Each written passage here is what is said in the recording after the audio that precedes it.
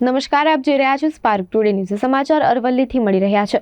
મૂક બધિર માનવ સેવા ટ્રસ્ટ અને ઉત્તર Gujarat cricket association four deaf દ્વારા અરવલ્લી જિલ્લાના મોડાસાના રેલવે ગ્રાઉન્ડ ખાતે મૂક બધિર બાળકો માટે 2 દિવસીય ક્રિકેટ ટુર્નામેન્ટનું આયોજન કરવામાં આવ્યું હતું.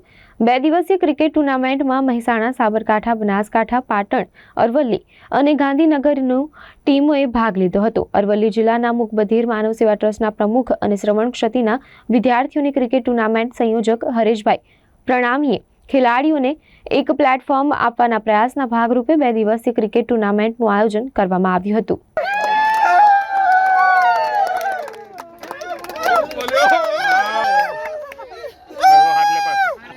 चलो अपना अपना हुनर आजमाए, तुम तीर आजमाओ, हम जिगर आजमाते हैं.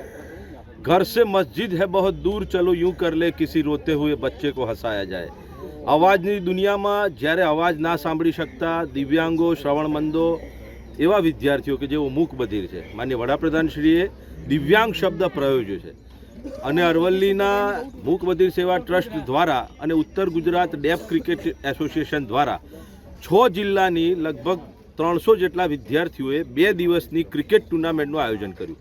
મોડાસાના શાસ્ત્રી સ્ટેડિયમ ખાતે નગરજનો અને મેયર શ્રી, શિક્ષક સંઘના પ્રમુખ, જીવદયા પ્રેમી અનેક સંસ્થાઓના ટ્રસ્ટીઓની ઉપસ્થિતિમાં સંવેદનાસભર, થ્રિલિંગ, એકદમ હાર્ટબીટ થંભી જાય એવા ક્રિકેટના શોટ સાથે વિરાટ કોહલી પણ ના રમી શકે એ પ્રકારે શ્રવણમંદ વિદ્યાર્થીઓએ ચોક્કા ને છક્કા માર્યા છે અને ક્રિકેટમાં મેદાનમાં પોતાનું કૌવત બતાવ્યું છે.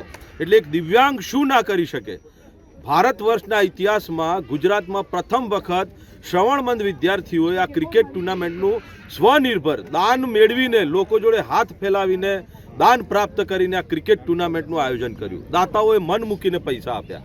પણ આ ક્રિકેટમાં આજે સાબરકાંઠા એટલે કે હિંમતનગરની ટીમ વિજેતા થઈ અને એને ટ્રોફી પ્રાપ્ત થઈ છે.